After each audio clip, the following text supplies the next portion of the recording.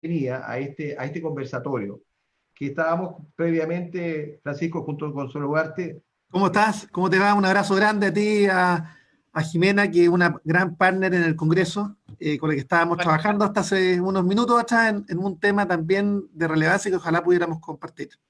Y mira, y en 2 minutos les explico un poco cuál es el contexto. Hemos estado haciendo estos diálogos constitucionales hace algunas semanas, meses, cuando partió la pandemia, viendo el proceso constituyente, y este es un espacio de diálogo, de conversación, más distendido, y que busca un poco como dos personajes que tienen puntos de vista distintos, pero la idea es ver dónde está la diferencia, dónde están los puntos comunes y contribuir. Esto se graba, se hace una minuta, hay unos ayudantes de ciencia política, de derecho, que hacen unas minutas y que después se las entregamos para que esto quede como parte de una contribución al diálogo constitucional.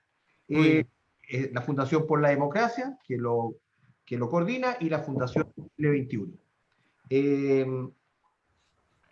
El método que hemos buscado, una especie de método socrático. Ustedes saben que los griegos desconfiaban de los documentos escritos de las grandes presentaciones. Entonces ya Platón poco a poco empezó a escribir menos que Aristóteles, y simplemente Sócrates decía que se iba a dedicar a no escribir, sino solo a hablar con sus discípulos y amigos.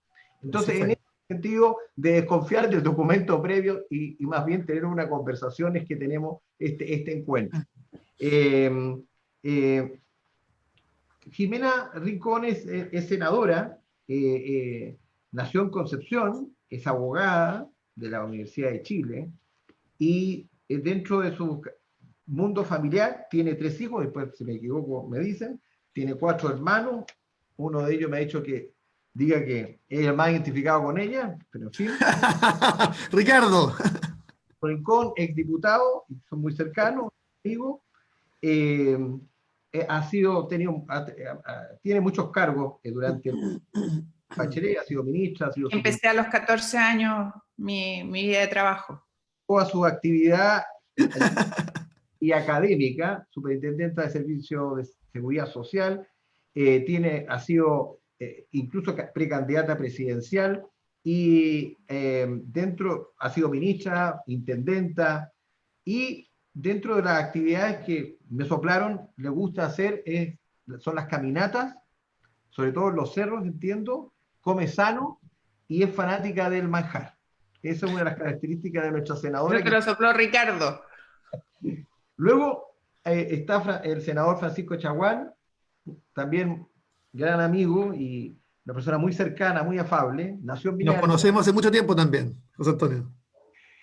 También es de regiones, sí. Se caracterizan. Nació en Viña del Mar, su familia es de ahí, está casado con una jueza del Tribunal de Familia de Viña del Mar, tiene 4 hijos, estudió en el Instituto Rafael Aristía de Quillota, en el Colegio Sagrados Corazones, estudió Derecho en la Universidad del Paraíso, tiene varios postítulos en materias de auditoría ambiental y asesoría jurídica, ha ejercido la profesión, fue abogado de la Municipalidad de Limache, también fue dirigente de la Federación de Estudiantes, ha sido primera mayoría nacional en cuanto a votación, ha sido panelista, comentarista de varios radios y televisiones, y dentro de las cosas curiosas que uno destaca, ha sido secretario general de la Asociación Nacional de Arrieros de Chile. Eso ya... De arrieros, no, de arrieros, en su tiempo.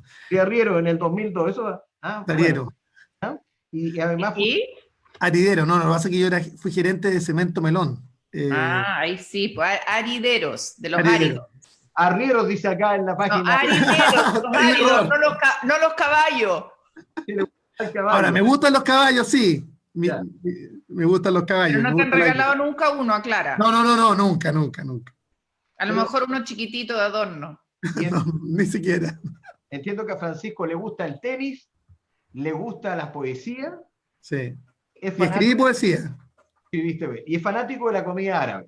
Así es. Escribí poesía y además he escrito 16 libros. Voy a hacer referencia a uno de ellos y hemos hecho 2 documentales, documentalistas. Yo les quiero introducir a los dos. ¿Sí? No sé si han visto este libro, que lo voy a colocar acá. Se llama El Gran Nivelador. Ya. Escribió Walter Schiller. El Gran Nivelador, era antiguo, hace algunos años atrás, y en una parte dice pandemias, hambruna y guerra. Y habla de que, sí, esto es anterior, que se nivela a las personas, hay como una igualdad, una revisión en tiempos de pandemia, hambruna y guerra. Es interesante verlo. Y la primera pregunta que me gustaría hacerle a los dos es cómo ven ustedes que vivimos el estallido social de octubre, se aprobó por un acuerdo en el Congreso Nacional, me tocó estar en el Congreso en ese momento, y cuando se acordó ir hacia un plebiscito, que iba a ser en abril, vivimos una crisis muy complicada, se llegó a un acuerdo casi todos los sectores políticos del plebiscito, y nos pilló la pandemia, el plebiscito ahora va a ser en octubre. Entonces la primera pregunta que me gustaría hacerle es, ¿cómo ven ustedes el plebiscito, que quedan 80 y tantos días, y su importancia? ¿Ustedes creen que es igual de importante que como era en el momento del estallido social? ¿Es aún más importante después de lo que hemos visto con la pandemia, que como veíamos en el libro que les señalaba, son momentos de gran reflexión sobre la igualdad, por ejemplo en materia de salud, en materia de previsión, que hemos visto todo el trabajo parlamentario con este tema de la jubilación y el 10%, porque, y que es reforma constitucional? Entonces mi pregunta es, ¿qué valor le atribuyen usted al proceso constituyente? Si creen que es necesario, menos necesario, más necesario. Le dejo primero a Jimena y a Francisco, y la idea, como les digo, este es un diálogo y tratar de motivarlos a reflexionar. Jimena. A ver, primero decir que la tradición histórica de nuestro país es que todas las constituciones se han generado a través de comisiones técnicas que elaboran un proyecto y luego ese proyecto se plebiscita. Incluso la de 1925, que creo que es como simbólica e importante. Alessandri no quiso una convención constituyente y él quería una comisión y luego un plebiscito, y es importante decirlo. Quizás en ese escenario el hecho de que la Constitución del 80 no haya seguido esa tradición y que tenga un vicio de origen que nadie discute, es así, la hace diferente y la hace compleja. Hoy en nuestro país estamos viviendo un momento que creo que es no solo importante, sino que fundamental, en la que es relevante tener una visión de futuro. Y algunos dicen que en el escenario en el que nos encontramos es muy importante levantar la mirada, no tener un vuelo de colibrí, sino que tener un vuelo de águila, por sobre, ¿no es cierto?, todas las cosas que nos puedan diferenciar, dejar la pelea chica, pensar en qué país queremos construir de aquí a 20, 30 años hacia adelante, en un escenario que claramente es distinto al que teníamos hace 10, 15, 20, 40 años atrás. Estamos hablando de una situación en que hemos tenido un terremoto social con una pandemia brutal, no solo en Chile, sino que en el mundo, por cierto, que nos obliga a ver cómo vamos a levantarnos, pararnos y volver a caminar, teniendo claro que Chile ha sido desnudado completamente. Vale decir, creo que si hay algo relevante y que uno debiera aprovechar de esta pandemia, es que todos los disfraces, todos los supuestos, todos los prejuicios que habían respecto de lo que Chile era, se han derribado. Y sin desconocer que nuestro Chile de hoy no es el Chile de hace 40 años atrás, ni 50, ni 60, tiene todavía muchas falencias.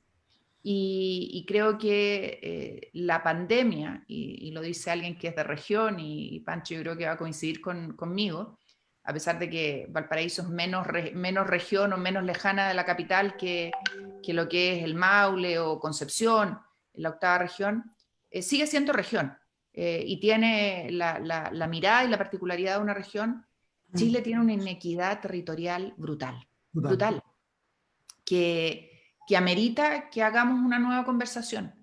Y yo creo que en ese escenario, y pensando en el 15 de noviembre, cuando se gesta, ¿no es cierto?, post 18 de octubre, cuando se gesta este gran acuerdo social y político en nuestro país, instalan este proceso constituyente como una necesidad. Yo no sé si Pancho se acuerda, pero lo conversamos en su minuto cuando yo era ministra Sexpress. A mí la presidenta Bachelet me encargó que iniciara el diseño de este proceso constituyente. Y nosotros conversamos con todos los actores políticos. Pancho era un actor, sigue siendo por cierto, pero en esa época era un actor relevante del Senado. Y nosotros con el equipo de trabajo, que era un equipo muy chiquitito, ideamos y pensamos, y este era un equipo muy chiquitito, la presidenta de la República, 2 asesores y quien habla, ideamos un proceso constituyente que partía desde el territorio y que partía con los ciudadanos.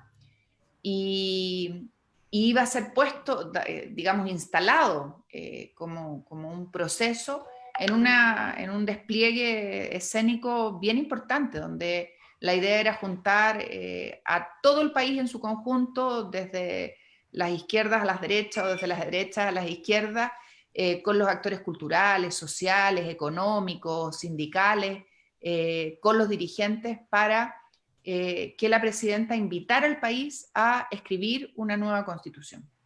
Bueno, después pasó lo que pasó, ustedes conocen la historia, no lo voy a repetir, y se hizo algo que era parecido, no exactamente igual desde el punto de vista de la puesta en escena. Se hizo algo que no tenía probablemente ese dramatismo de la puesta en escena que invitaba a todos los actores, pero sí se hizo un proceso que recogió la voz de la ciudadanía.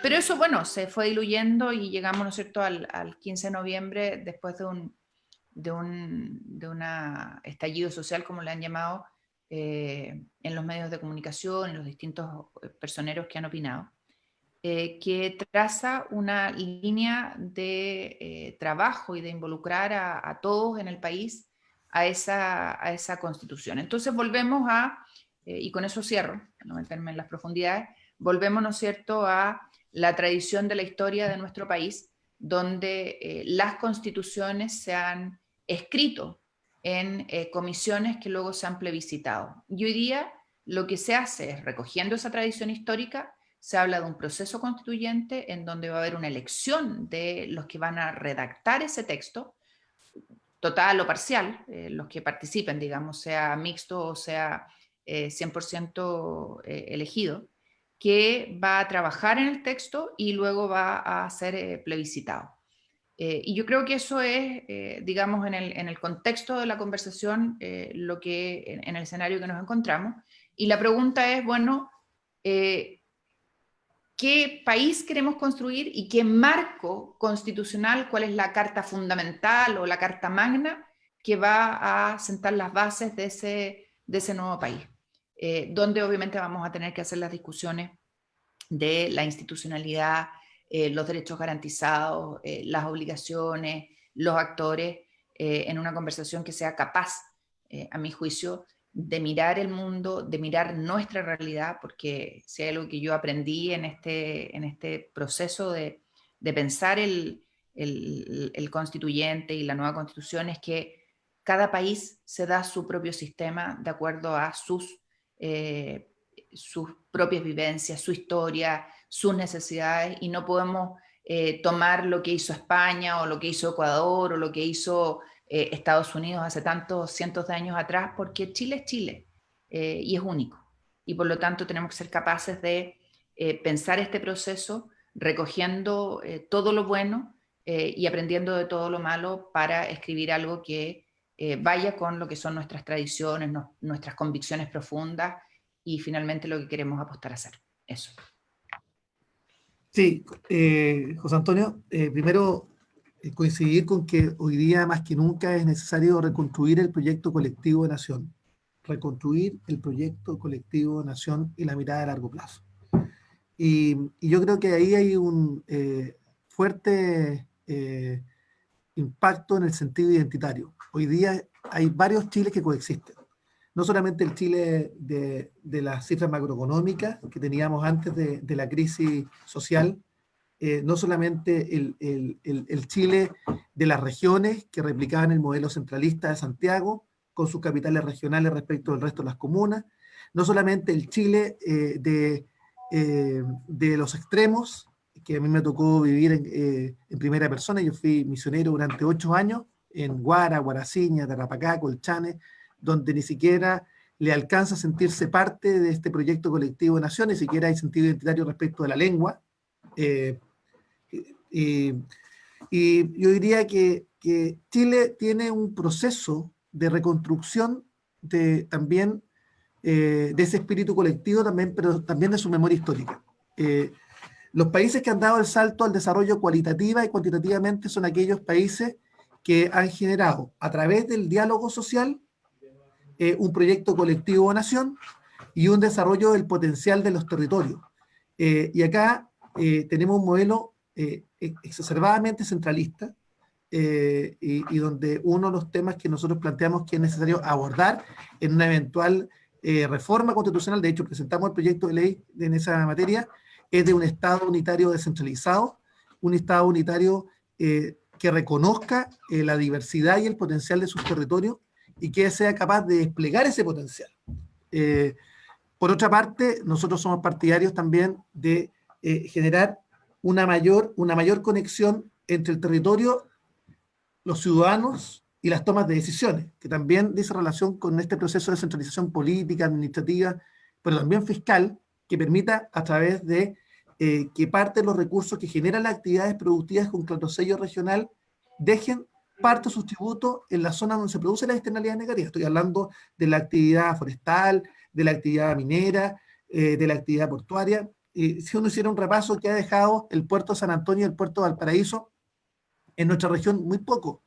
Que ha dejado la actividad minera en Calama, muy poco, ni siquiera un centro de investigación del cobre o un instituto técnico del cobre. Si uno dijera cuánto ha dejado la actividad forestal en algunas comunas donde gran parte de su territorio hoy día están repletas justamente de esa actividad y con poco espacio para el crecimiento de las ciudades. Entonces, acá, primero, poder volver a reconectarnos con los distintos Chiles, para volver a generar un proyecto colectivo de nación. Lo segundo, volver a reconectarnos con nuestra historia. Y acá yo hacía énfasis en este libro, que este es el último libro que publicamos, que lo publicamos en junio del 2019. Junio del 2019. Y yo estaba verdaderamente obsesionado. Chile, sangre y fuego. ¿Y de qué trata este libro? De los ciclos históricos del país. Cada 40 años en Chile se produce un quiebre institucional, que parte con las guerras de la independencia, luego la batalla del Ircay que definimos qué Estado íbamos a tener, si un Estado federal o un Estado unitario.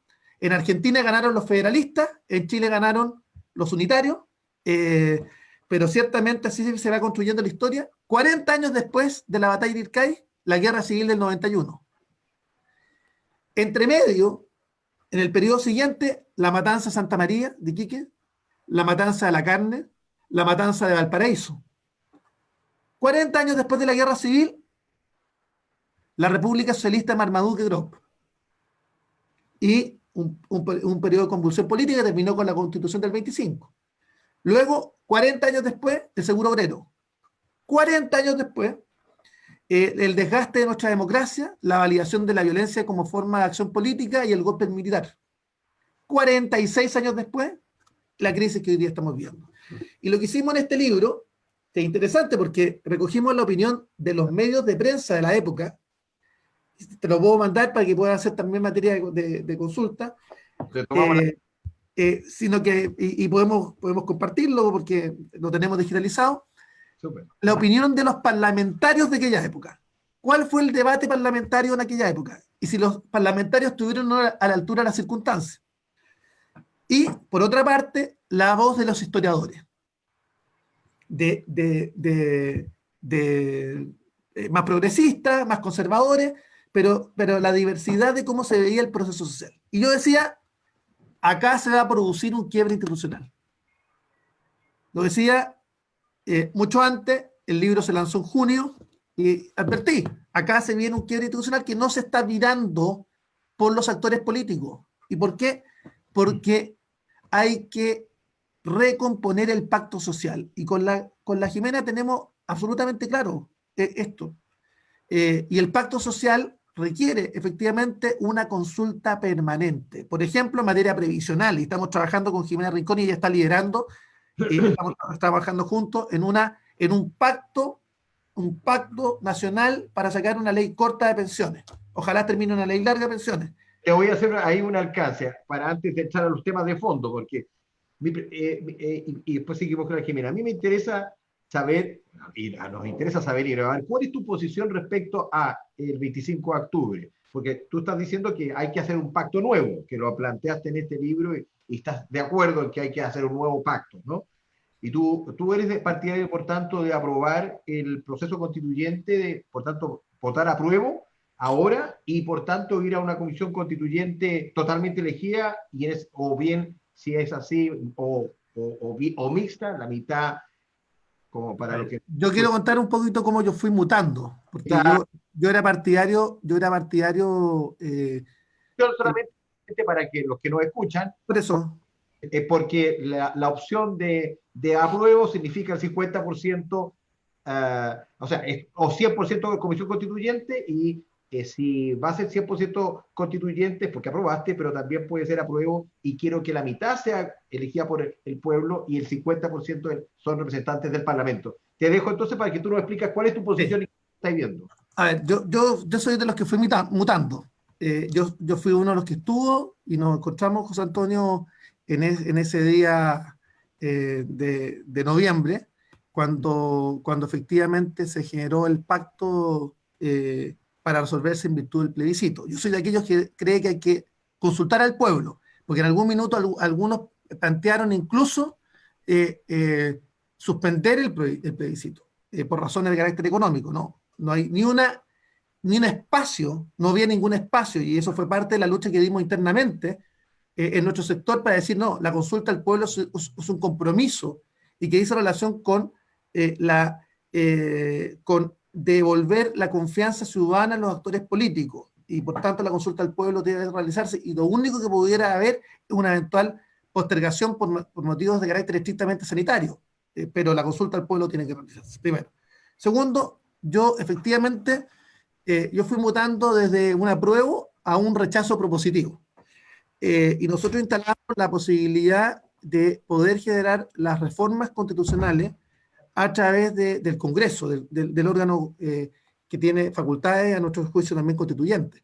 Y en ese contexto nosotros presentamos a fines del año pasado un cúmulo de reformas constitucionales que esperamos que sean tramitadas en el Congreso Nacional. Yo entiendo que hay poca confianza en las instituciones, poca confianza también en los actores públicos, pero ciertamente yo he señalado que establecer 2 años de incertidumbre en un proceso muy complejo, donde estamos pasando la peor pandemia que hemos tenido en los últimos 100 años, la pandemia sanitaria, y estamos viendo la crisis económica más compleja de que tengamos registro desde la década del 50 del siglo pasado. Yo diría más asimilable, incluso tenemos registros de esa época, pero esta es más asimilable a la crisis del 29, donde Chile fue el país más golpeado en el mundo por esa crisis. Yo he planteado la necesidad de poder generar un proceso en la cual entendamos que la Constitución no está escrita sobre piedra, y en definitiva poder hacer las modificaciones. Por tanto, yo estoy por el rechazo propositivo, pero si es que se avanza y se aprueba el proceso constituyente, estoy por la fórmula, y así voy a votar, por la convención mixta, donde efectivamente un grupo de miembros elegidos por la ciudadanía del Parlamento, más otro grupo elegido directamente por los ciudadanos, pueda generar la convención constitucional. Entonces yo soy parte del rechazo propositivo, de aquellos que creen que hay que hacer los cambios. Hemos presentado las reformas constitucionales, un cúmulo de cerca de una veintena de reformas constitucionales presentamos en la Cámara, y también la Cámara de Diputadas y Diputados, y yo la presenté en el Senado, y por tanto, aquellos que estamos por esta opción, creemos que hay que hacer los cambios, que se haga cargo de 3 temas. Uno, definición del Estado, Estado unitario descentralizado. Segundo, terminar con la política del abuso. Y cuando hablamos de la política del abuso, estamos hablando del abuso de los públicos y lo privado. Porque también el Estado abusa de su posición. Nosotros somos partidarios de avanzar en un ombudsman o el defensor de los derechos del pueblo. Somos partidarios de acercar la atención a las personas con iniciativa popular de ley, con control ciudadano de la actividad pública, con dotar efectivamente a los organismos intermedios con dientes que efectivamente puedan fiscalizar como las reglas del mercado, entre otras. Pero bueno, Te voy a interrumpir un minuto porque estamos en el mecanismo. Coincidimos, o Jimena puede coincidir, en los contenidos. Pero lo que tú has planteado, Pancho, que nos conocemos, es que tú has mutado de que la ciudadanía elija a su convención constituyente a lo hace el Congreso. Entonces quiero, sobre el mecanismo, Jimena, cuando tú escuchas esto, que conoces bien a Pancho, ¿qué te surge? Porque en el fondo lo de Pancho es, hagámoslo en el Congreso, que tiene una representación popular, pero claramente está bastante deslegitimado, en la encuesta aparece así. ¿Cuál es tu visión del tema? Mira, yo estoy en política desde que soy una niña, y lo digo así, con todas sus letras. Entré a participar en política en otra época en nuestro país cuando tenía 14 años.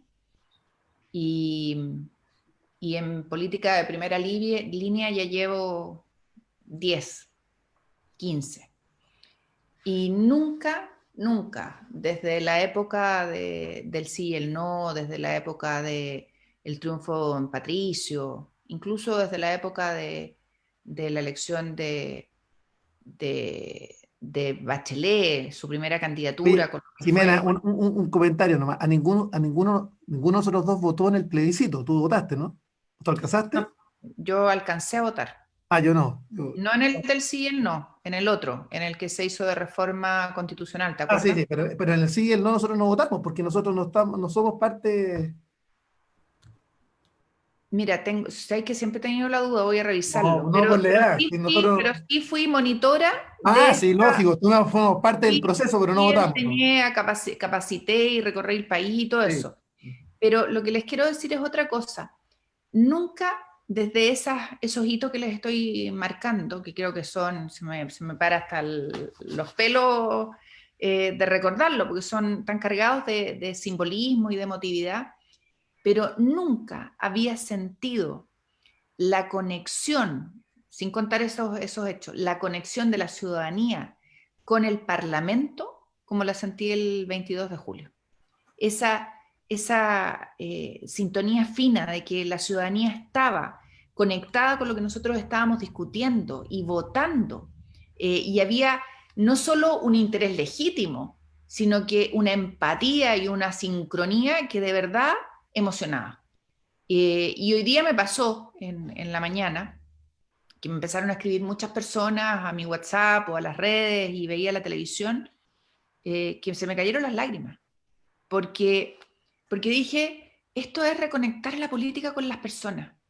¿Y por qué les digo esto? Porque, porque creo que si nosotros hacemos bien la pega, si nosotros volvemos de verdad a conectarnos con la ciudadanía, creo que la ciudadanía podría entender que el sistema fuera mixto, donde hubiera una parte de nosotros en la decisión y otra parte fueran los elegidos, los constituyentes. Pero como creo que todavía no está el tiempo para eso, y creo que tenemos que hacer todavía mucho mérito, ¿ya? Para eso. Y no hablo de mí en particular o de Pancho, no, hablo del colectivo. Creo que la verdad es que lo más sano es que la ciudadanía elija a sus constituyentes y que en eso participen hombres y mujeres, no solo con conocimiento, sino que con trayectoria, con conexión con lo que pasa en el día a día en el país. La academia, las artes, la cultura, los médicos, los ingenieros, los trabajadores, los empresarios, yo creo que tienen que estar en esta conversación, de verdad, y tienen que ir y elegirse y medirse, y que la ciudadanía sepa por qué voto por Ana Gutiérrez. No sé si hay una Ana Gutiérrez escuchándome por ahí, pero para no hablar de los González, que somos tantos, ¿no? Yo soy Rincón González. Entonces, o la señora Juanita, que está tan usado. De verdad siento que la ciudadanía tiene que asumir ese rol y tiene que ir y estar dispuesta a entregarle tiempo a esto, porque vamos a escribir las bases de lo que queremos como país. Y yo no estoy, quiero ser súper clara en esto, yo creo que nuestro país no se merece la polarización entre los extremos, no se merece la polarización entre los extremos. Y yo no estoy dispuesta a que me pauten de ningún lado, de ninguno.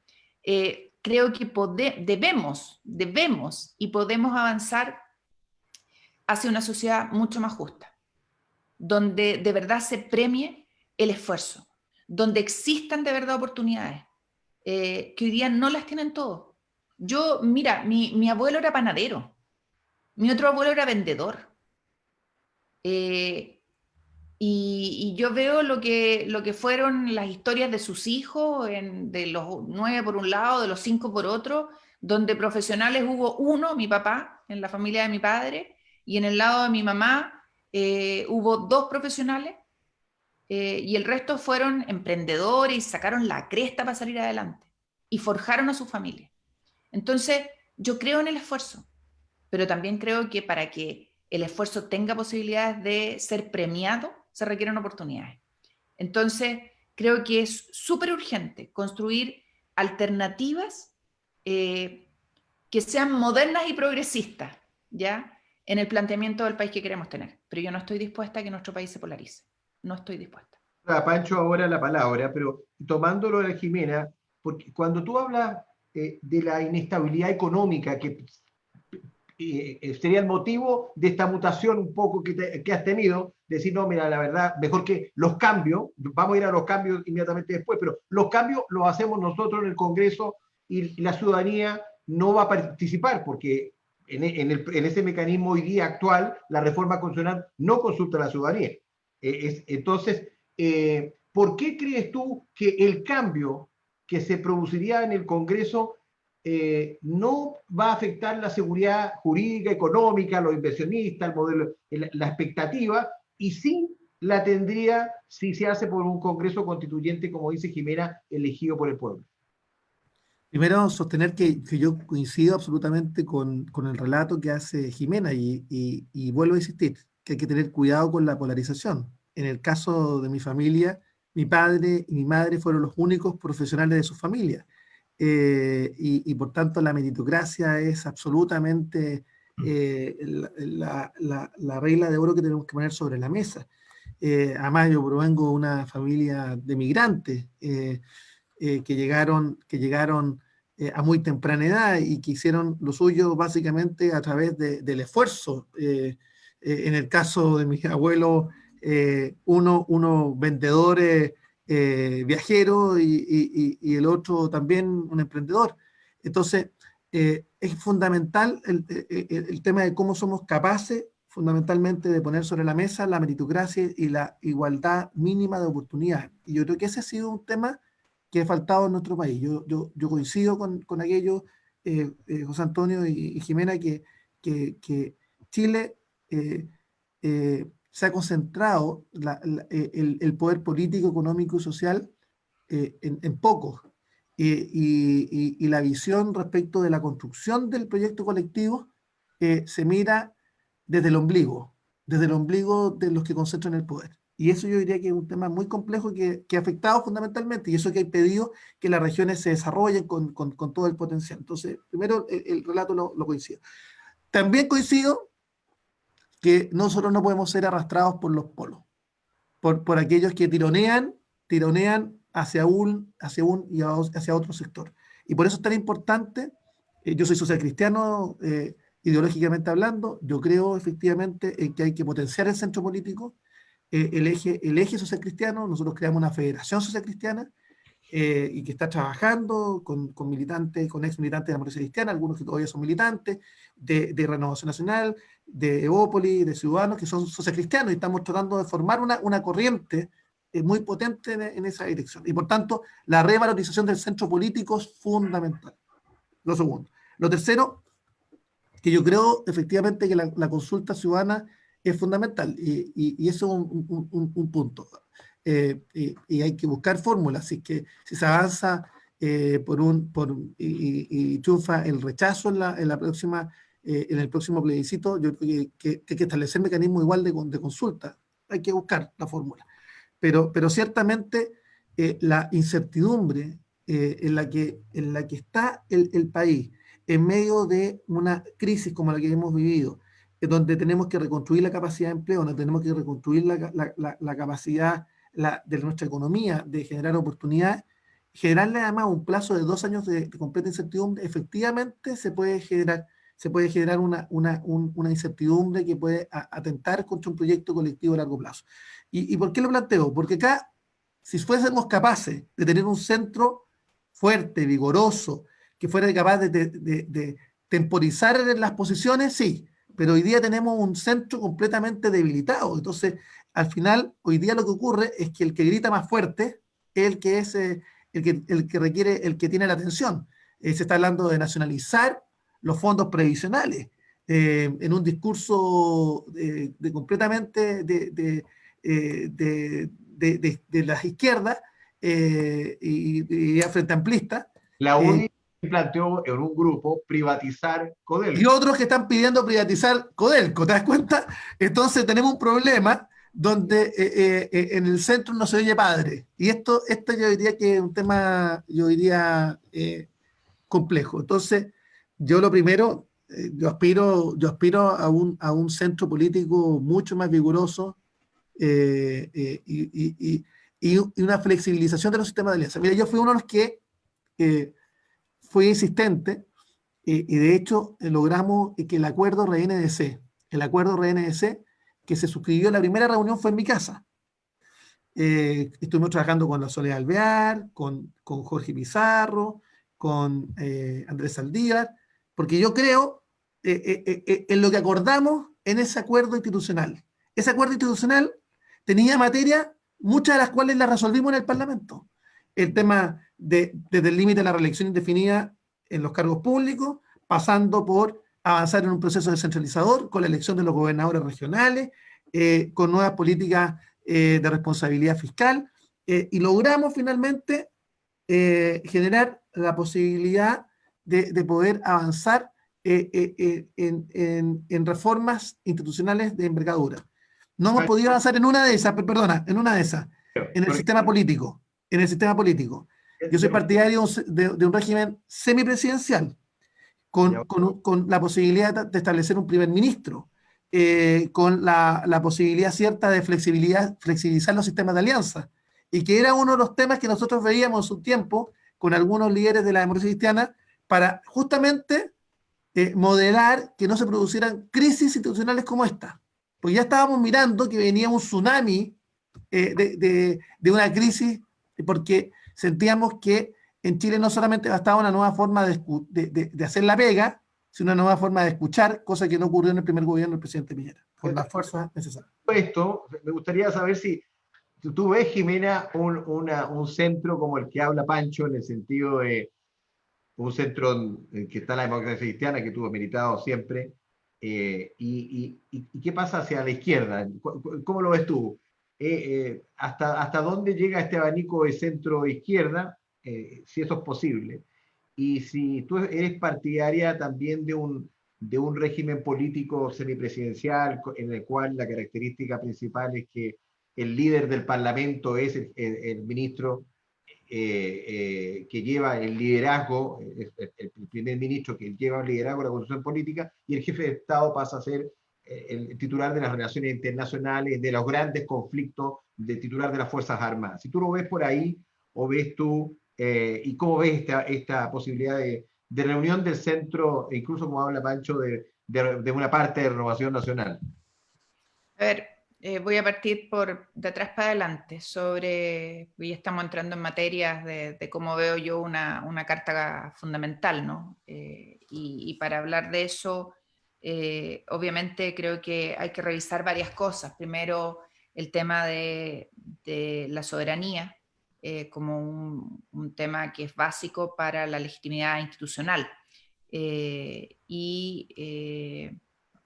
Y creo que ahí es fundamental aquello. ¿Por qué? Porque yo le tengo mucho respeto a la República como concepto. Y creo que es fundamental destacarlo y enseñarlo y transmitirlo. Si hay algo que yo admiro de algunos países es el amor a su país como concepto. Algunos lo ven en la bandera, otros lo ven en la Constitución, pero hay un amor y un compromiso con el país. Y yo creo que eso es algo que tenemos que reinstalar en Chile, porque no siento que sea algo que todos compartan. Y si no amamos a nuestro país, es muy difícil conversar cualquier cosa, ¿ya? Y ahí, cuando uno ama a su país, respeta, quiere y valora sus instituciones. Y son cosas que creo que son básicas para cualquier diálogo. Y es parte de, ¿no es cierto?, de la legitimidad de esta misma conversación, la de hacer un proceso constituyente, la de hacer un plebiscito, que la ciudadanía se pronuncie. Es básico, porque si no creemos en eso, la verdad es que no tiene mucho sentido hacer nada. Y en ese sentido, la Constitución tiene que consagrar como principio básico la soberanía nacional, ¿ya? Y ahí, si uno despeja eso, despeja obviamente inmediatamente cuál es la conversación que vamos a tener sobre el régimen político. Y en el régimen político, ya, que es un tema que va a ser parte de la conversación de este proceso constituyente, Así es. ¿no es cierto? La historia es que nosotros hemos mutado a un sistema hiperpresidencialista, hiperpresidencialista, que creo que está agotado como modelo en el país.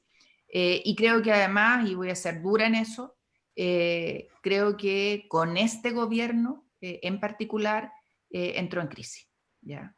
De verdad, o sea, y me duele, porque creo que si hay algo que tenemos que cuidar es, insisto, las instituciones.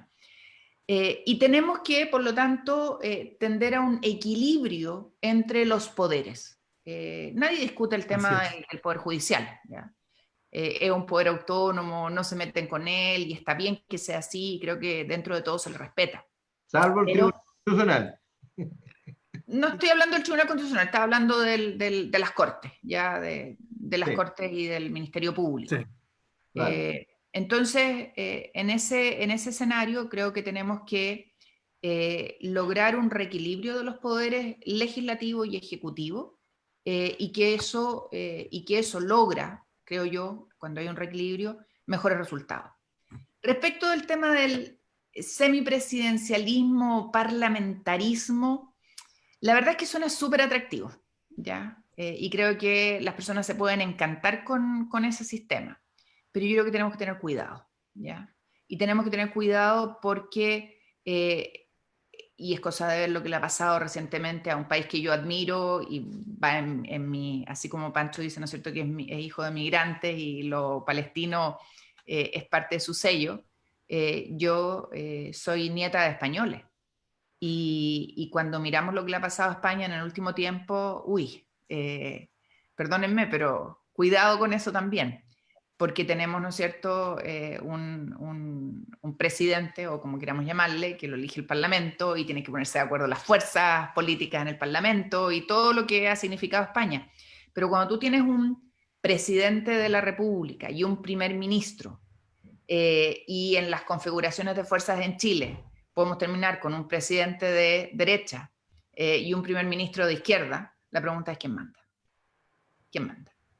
Entonces yo, cuidado, ¿es atractivo? Sí, súper atractivo, pero creo que tenemos que mirarlo también, y por eso decía al inicio, en mi contextualización de esta conversación, es que no podemos exportar modelos de otro país sin tener claridad de cuál es nuestra idiosincrasia. Y ahí hay que ser súper cuidadoso y sabio. Y yo sí creo, y soy una convencida que tenemos que reequilibrar las fuerzas, porque hoy día tenemos un excesivo presidencialismo. y tenemos un Parlamento súper atado de manos. Y por eso en enero, y invité a Pancho también a esa reforma, presentamos una reforma que le restituía al Parlamento la facultad en materia legislativa de seguridad social cuando no irrogara gasto fiscal. Porque el presidente Frei Montalva hizo una modificación en los 70 que le quitó esta facultad, pero se fue al otro lado. Porque yo entiendo por qué se la quitó, porque se había ido jibarizando el sistema, ¿no es cierto?, de seguridad social, y el que pedía más y el que daba más tenía cierto, ¿no es cierto?, cuota de reelección asegurada. Pero creo que hay materias en las que tenemos que tener nosotros algo que decir, y ahí, y por eso es toda la discusión, ¿no es cierto?, de los quórum y los contrapesos, y los pesos y contrapesos. O sea, yo creo que ahí hay que revisarlo. Y después, el tercer tema dentro de este análisis es el tema de que tenemos que reconversar nuestros derechos y deberes en la Carta Fundamental. Y ahí, bueno, ahí nos podemos explayar en lo que estamos haciendo con Pancho y eso. Pero perdona, Jimena, lo que pasa es que es importante que, para que los que nos están escuchando, sepa que hay mucho más acuerdos que disenso, particularmente porque nosotros representamos a sectores del centro político. Primero, acuerdo completo en que el hiperpresidencialismo tenemos que abordarlo y tenemos que generar un equilibrio del poder ejecutivo y legislativo y un mayor control ciudadano a la actividad pública. O sea, y eso implica vastas reformas. Desde los sistemas de urgencia que hoy día tiene el legislativo, o sea, el ejecutivo, que en definitiva marca el ritmo de los proyectos de ley que se discuten en el Parlamento. Y es muy difícil de explicar a los ciudadanos que finalmente, si el ejecutivo le pone discusión inmediata o suma urgencia a 32 proyectos, finalmente las mociones parlamentarias pueden tardar, como el límite de la reelección, tardar exactamente desde el 2007 hasta el año 2020, o sea, 13 años, 14 años. Entonces eso es inexplicable. ¿Ah? O la ley de bosque nativo, que tardó efectivamente salir del Parlamento 14 años. Entonces, ¿cómo uno le o la explica ley a de los junta ciudadanos? de vecinos. O la ley de junta de vecinos. Entonces, porque al final quien pone las prioridades, quien pone la música, al final es el gobierno de turno. Y yo estoy de acuerdo también con Jimena, que el deterioro del hiperpresidencialismo se ha ido acentuando. No viene de este gobierno, viene, yo diría, desde los últimos 4 gobiernos, y ahora hizo crisis porque estamos en un gobierno de mayoría relativa, con minoría en el Senado y en la Cámara de Diputados. Entonces, cuando hay un gobierno de mayoría relativa, es muy difícil finalmente poner la música y que todos bailen al ritmo. Entonces, eso es imposible. Entonces, Y, y es reequilibrar agrega, las fuerzas fundamentales. y agrega a eso que antes no pasaba, pero creo que es parte de los signos de los tiempos, en que tenemos una ciudadanía mucho más conectada y mucho más, y con más acceso a lo que está pasando en nuestras discusiones y conversaciones, entonces mucho más opinante. Pero volviendo al tema, o sea, tenemos el tema de los derechos sociales, ¿no es cierto?, que pueden ser exigibles o no, que es un tema en nuestra constitución actual, y los derechos civiles y políticos, donde obviamente el derecho a reunión y el derecho a asociación están consagrados en la Constitución desde 1833, no en esta, están desde 1833, y no creo, de verdad no creo, que nadie pueda pensar en que son derechos que no van a estar en la próxima Carta Fundamental. Y de hecho, y debo decirlo, y termino ahí, que cuando salió hace unos días atrás un artículo súper destacado con una foto mía en el Mercurio diciendo que yo estaba dándole de derecho a los niños y niñas para participar en manifestaciones, yo la verdad es que me reí porque dije, ¿what? Pero si la constitución de hoy día y la del 33 consagran ese derecho a las personas, y los niños, niñas y adolescentes son personas. Otra cosa es, ¿no es cierto?, qué pasa donde están los papás y las mamás. Esa ya es otra discusión, pero no tiene que ver con sus derechos. Entonces lo digo porque creo que esto es importante, y es importante cuando hacemos esta reflexión. Y creo que hay otros temas que hay que establecer, ahí yo rescato dentro de la Comunidad Europea, y creo que la Constitución española lo consagra así creo que, no me acuerdo si es el 135, pero es el tema del principio de la estabilidad presupuestaria y el freno a la desproporcionalidad constitucional de los derechos económicos, sociales y civiles. Y yo creo que eso es algo que tenemos que meter en la discusión hoy día. Que yo tomando eso, Pancho, ¿Puedo agregar otro más? y te Es que entramos a la discusión gruesa, digamos. voy a citar con Jimena, porque estamos alineados, no estamos con los temas ahí en sintonía, pero dice la Constitución, este es un refrito entre la Constitución y la Declaración Universal de los Derechos Humanos y el Pacto Internacional de Derechos Económicos, Sociales y Culturales, San pero José. sí, te leo, Pancho. Toda persona tiene derecho a un nivel de vida adecuado para sí misma, para su familia, incluyendo alimentación, vestido, vivienda adecuada, digna, y una mejora continuada de las condiciones de existencia. Y la asistencia médica, los servicios sociales necesarios, seguro de desempleo, enfermedad, invalidez, viudez, vejez, y otros casos de pérdida de sus medios de subsistencia por circunstancias ajenas a su voluntad. Este sería el caso de las crisis sanitarias, pandemias, catástrofes naturales o causas económicas como una recesión. ¿Qué opinas de eso? Sí, no, yo soy también partidario de reforzar justamente el artículo 19 que establece las garantías constitucionales. Y también he sido un gran luchador para que muchas de esas garantías constitucionales sean exigibles a través de los recursos de protección correspondientes, que recordemos que es una novedad desde el punto de vista del instrumento establecido en la Constitución del 80. Y en ese sentido, ha sido justamente ese recurso, el recurso de protección, el que me permitió, y acabo de hablar desde la experiencia, y perdonen por ser autorreferente en este punto, de haber ganado el primer fallo que se ganó en la historia legislativa del país, o sea, en la historia judicial, en la que se reconoció que el derecho a la vida contemplaba el derecho a la salud. Este fue un curso que ganó en 2001 en favor de Carlos Sánchez, de un ciudadano de Cerro Navia, que no era admitido por un hospital de la región metropolitana, porque estaba en condición de terminal, de acuerdo al centro hospitalario. Ganamos el recurso, fallo unánime, y se reconoció el derecho a una atención integral, y médica y farmacológica. Logramos que interviniera, hoy día está con vida, tiene 4 hijos, y logramos justamente el reconocimiento del derecho a la salud, contemplado dentro del derecho a la vida. A partir de ahí, yo era abogado ad honorem, abogado gratuito de la Agrupación de Enfermos Terminales y Catastróficos de Chile y la Agrupación de Padres de Niños con Fibrosis Quística, y presentamos una serie de recursos de protección. Los últimos que ganamos fueron hace pocas semanas, en favor de ciudadanos enfermos de mi comuna, de Concón, Francisca Pérez, que logramos finalmente que después de 4 comisiones técnicas del Ministerio de Salud que les negaba el acceso finalmente a un tratamiento de un cáncer, finalmente fuera trasplantada, y con un costo importante por parte del Estado. Y hoy día, Francisca, que decían que no iba a sobrevivir a la operación, hoy día está con vida y tiene una remisión total del cáncer. Entonces, lo que quiero señalar es que yo soy partidario, por ejemplo, de incorporar el derecho a la salud como piedra angular. Mira, tuvimos la suerte en el caso Francisca, en un caso idéntico, de otra persona de la región metropolitana.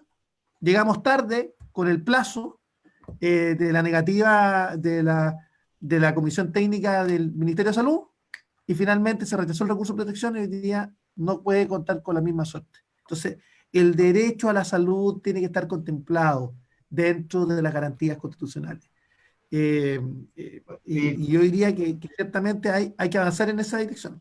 Hay que colocarlo en el contexto para que no todo lo que lo escuche se graba, que hoy día el derecho a la salud no está garantizado expresamente, sino que es una interpretación que haces tú como buen abogado del derecho a la vida y la integridad física y psíquica, que al final en los tribunales de justicia judicializando. Había una pregunta en el chat, efectivamente el Poder Judicial también cumple un rol para interpretar así los derechos, pero claro, terminamos judicializando la solución.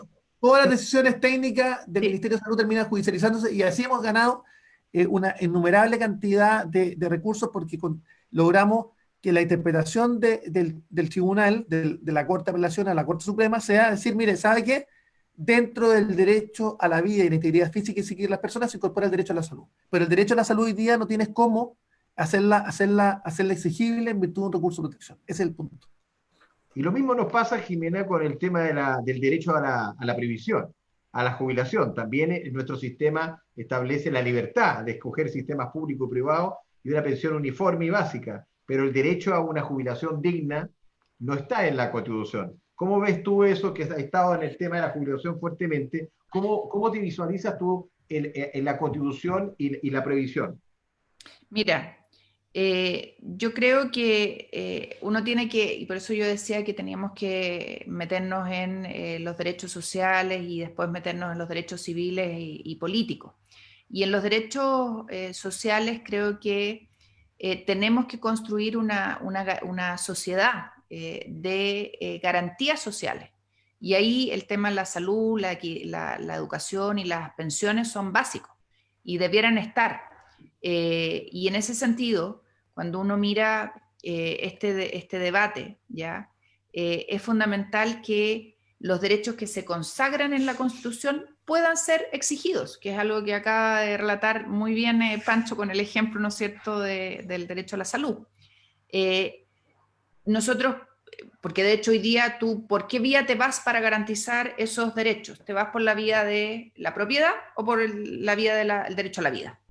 Pero no por el derecho a la salud propiamente tal como un concepto. Entonces, ¿cuál es el punto? Que el Estado tiene que ser capaz de garantizar prestaciones mínimas. ¿Y cuál es el desafío entonces? Que las necesidades básicas estén cubiertas. Derecho a la vida, derecho a la igualdad, derecho o respeto al medio ambiente, cuidado a los niños, niñas y adolescentes y a los adultos mayores. Y eso que está puesto en la Constitución tiene que pasar a los temas pendientes, que son los derechos de primera generación, protección de niños, niñas y adolescentes, condena a la violencia en toda su forma, la equidad en la educación, y ahí el tema no es menor porque hoy día hemos avanzado en educación, sí, hemos avanzado, pero no hemos avanzado en calidad. O sea, hoy día tenemos, ¿no es cierto?, colegios, y no se podría remontar, ¿no es cierto?, a las grandes transformaciones de Eduardo Frei Montalva, que permitió llegar con las escuelas a todos lados, y ahí están todos los profesores normalistas, todo el tema de la educación subvencionada, en fin, podemos hacer un largo recorrido por la historia, pero hoy día el desafío es dar y garantizar educación de calidad. Dar certeza a los trabajadores, derecho al trabajo, porque hoy día tú no tienes un derecho al trabajo, tú tienes la libertad de trabajar, pero no tienes el derecho a trabajar garantizado. Y tampoco tienes certeza para los empleadores. No hay certezas para ellos, les cambiamos las reglas a cada rato, entonces tiene que estar dentro de eso. Y finalmente, los derechos de segunda generación, pensiones, salud, vivienda, transporte, trabajo. Y creo que ahí hay un tema fundamental. ¿Qué es lo que siente hoy día la ciudadanía? El Pancho daba un súper buen ejemplo porque es de la realidad, de lo que pasa en el día a día.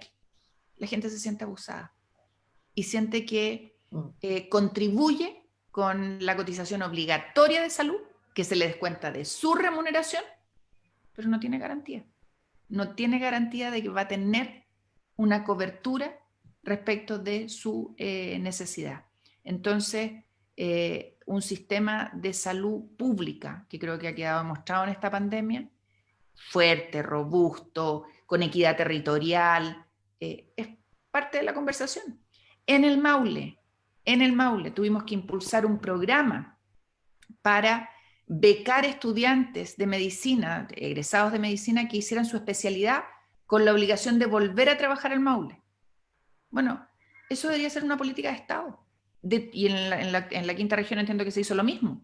Eso debería ser parte de la política de Estado y debiera estar instalado. O sea, definir el rol del Estado y las garantías mínimas que tenemos que darle a todos los actores, donde obviamente también los privados juegan un rol y son parte de ese desafío. Nacho, entregándote la palabra, ¿tú ves en tu sector, estás en Renovación Nacional, eres un líder en Renovación Nacional, acercándote a la democracia cristiana también, según le estamos escuchando. Vamos a ver cómo funciona hasta allá, y que es muy bueno.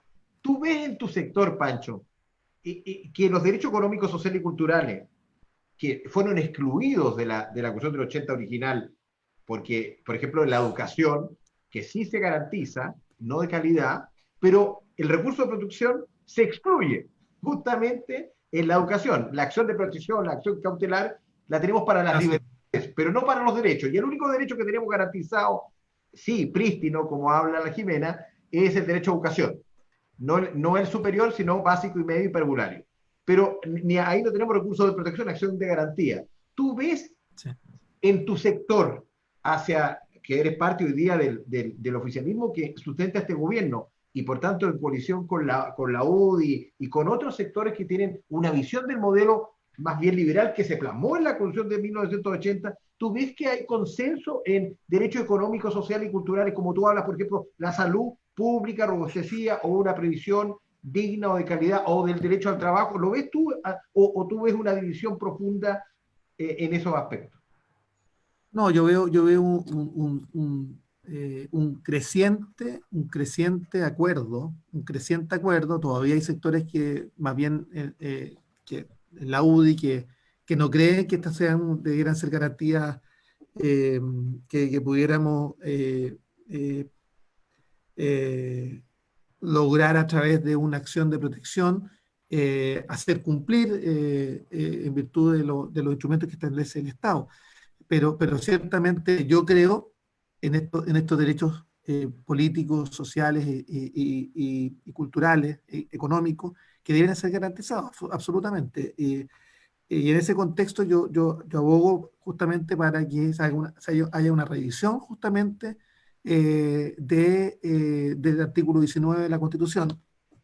Y yo espero que también sea parte va a ser parte de la discusión, va a ser una de las partes centrales de la discusión, porque también dice relación con qué tipo de Estado queremos.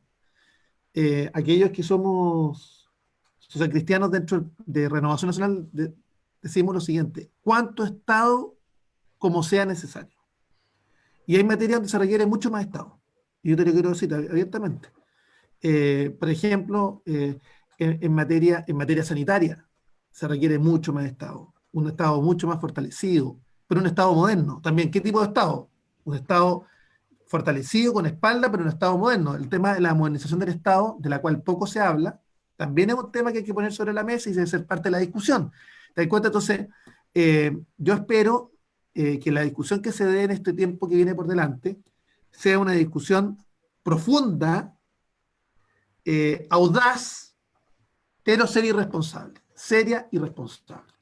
Y eso va a ser parte también del desafío. Por eso yo creo en que la mixtura entre una convención mixta, yo vuelvo a insistir, yo voy a votar por el rechazo, pero por la convención mixta, porque creo que si es que gana el apruebo, efectivamente el aporte que pueden hacer los parlamentarios desde el punto de vista de las atribuciones va a ser determinante para los efectos de fijar un marco constitucional que, vuelvo a insistir, sea profunda, que avance en un sistema de derechos y deberes, pero que además sea una propuesta seria y responsable. Porque también tenemos un mito, porque hablamos de la Convención Constitucional pura, 100%, no estamos hablando de que van a venir una serie de profesores de Derecho Constitucional a hacer una reforma. No, estamos hablando de personas que en definitiva pueden tener experiencia o no experiencia en materia de formular el marco constitucional del Chile que queremos construir para los próximos 30 años. Y por supuesto que la soberanía radica en la ciudadanía, sí, no estoy diciendo eso, pero yo estoy señalando que a lo mejor la experiencia de haber pasado por el Parlamento puede significar un aporte relevante para hacer una mixtura y justamente aquello.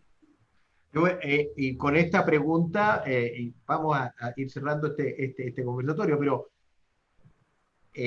bajo esa misma lógica, Pancho, y me quiero dejar, si uno dice, mira, es bueno que la experiencia del Parlamento esté en la Convención Constituyente, porque nosotros ya tenemos una experiencia, pero resulta que los parlamentarios son elegidos por el pueblo, y hoy día el proceso constituyente lo hace el Parlamento. Por ejemplo, el tema de la jubilación, el 10% lo hizo el mismo Parlamento. el mismo Parlamento hoy día tiene la posibilidad de cambiar la Constitución. Lo que está diciéndose, mire, o la cambia el Congreso, porque siempre lo puede hacer, o lo hace el pueblo eligiendo a representantes. ¿Qué diferencia hay entre la elección de un constituyente, que puede cambiar la Constitución y para eso se elige, a elegir diputados y senadores que tienen el poder constituyente? Porque siempre es el pueblo el que al final los elige, pero con un objetivo específico. Y este es un mandato que el pueblo te entrega y te quita. Exactamente. Entonces, me gustaría esa reflexión de la Jimena. ¿Por qué, Jimena, tú crees que el proceso constituyente debe ser de una comisión elegida para este efecto por el pueblo y no por el Parlamento, que tiene poder constituyente hoy día? Acabas de liderar el proceso del 10%, que es un cambio constitucional, porque no se puede hacer por ley, por varias razones, porque está fijado todo el modelo en la Constitución, y tú lo lideraste y lo hiciste en el Congreso. ¿Por qué crees que para este cambio se necesita ir a una convención constituyente, que es distinto a lo que piensa Pancho? Mira, yo creo que si una de las fórmulas que los que negociaron este acuerdo del 15 de noviembre hubiese sido que entre los que podían ser elegidos constituyentes estaban los parlamentarios, esa definición se lo hubiésemos trasladado a la ciudadanía. Pero eso se cerró, y me puede corregir Pancho, que estuvo ahí en la conversación. Como se cerró y se dejó... A pesar nuestro, porque hubo algunos que veían en esto un intento de los parlamentarios de reacomodarse finalmente a generar una suerte de incompatibilidad o una inhabilidad sobreviniente entre ser parlamentario y ser constituyente, cuando nosotros tenemos facultades constituyentes. Bueno, pero está bien, yo no estuve en la discusión fina de eso, pero lo pongo encima de la mesa, porque si no hubiese existido esa inhabilidad que se autoimpusieron los que llegaron a ese acuerdo, ¿ya? La verdad es que hubiese sido la ciudadanía quien hubiese elegido a sus constituyentes, y pudieran haber sido estos alcaldes, concejales, consejeros, senadores, diputados, da igual. Pero esa posibilidad se cerró, ¿ya? En ese escenario, y producto de lo que les decía hace un rato atrás, de que de verdad, salvo estos momentos históricos de nuestra patria, para ser bien republicana, hacía mucho rato que no sentía esta sintonía fina entre ciudadanía, electores y elegidos, representantes en el Parlamento, como la que sentí la semana pasada, que de verdad me devolvió la esperanza de la buena política. Creo que es la ciudadanía la que tiene que elegir a sus constituyentes, y ahí me voy a ir y créanme que me estudié todos los procesos importantes en este tema. Me voy a ir al español del 78. Si hay algo emocionante de ese proceso, es cómo la ciudadanía elige a sus constituyentes y estos son mandatados para escribir esa constitución, que además ha sido tremendamente relevante en la historia moderna, ¿no es cierto?, de España, esa España que estaba en el suelo post-Franco y lo que es hoy día. Entonces, de verdad creo que es la ciudadanía la que tiene que elegir a esos hombres y mujeres que van a escribir la Constitución. Me alegro además que sea paritaria, con un rol y un reconocimiento a lo que pesamos las mujeres en el país, al menos en número. Yo creo que pesamos mucho, mucho. Hoy día no tenemos la representación que debiéramos. Felicito a RN que haya optado por reemplazar a Alamán por una mujer, tremenda mujer, Marcela Sabat. Entonces, creo que es la ciudadanía la que tiene que definir primero si quiere o no quiere una nueva constitución. Yo voy a votar a prueba, porque creo que es necesario escribirla nuevamente. No porque crea que hay que echar todo abajo. De hecho, el derecho de asociación y de reunión son parte de la Constitución desde el 33 en adelante, y supongo que esta también lo va a recoger. Y reescribir nuestro pacto social. Creo que una constitución, y cuando me lo preguntan mis hijos, es el contrato social más importante que tiene un país. Y creo que tenemos que hacerlo bien, que de cómo lo hagamos dependen los próximos 50 años de la historia de Chile. Eso. Bueno, con esto vamos cerrando. Yo les quiero agradecer a a nombre de la Fundación por la Democracia, a nombre de la Fundación Chile 21, vamos a seguir con este programa, lo colocamos en las redes, lo vamos a seguir distribuyendo, hemos tomado nota, y agradecerles, nos falta el cafecito o un aperitivo para Son más baratos los encuentros ahora. poder compartir. Nunca va a ser lo mismo encontrarse personalmente, lo hacemos de esta manera, y ojalá que tengamos la oportunidad prontamente de reunirnos, abrazarnos. Y como decía mi maestro Pablo Lucas Verdú, que vio los pactos de Moncloa en España, él hablaba de tener la Constitución y estar en Constitución. Estar es el sentimiento constitucional. Yo estoy vivo la Constitución. Y entonces nosotros en este pacto, en este acuerdo, tenemos que hacer que la Constitución nos recoja a todos, tener ese sentimiento con la Constitución que nos rige.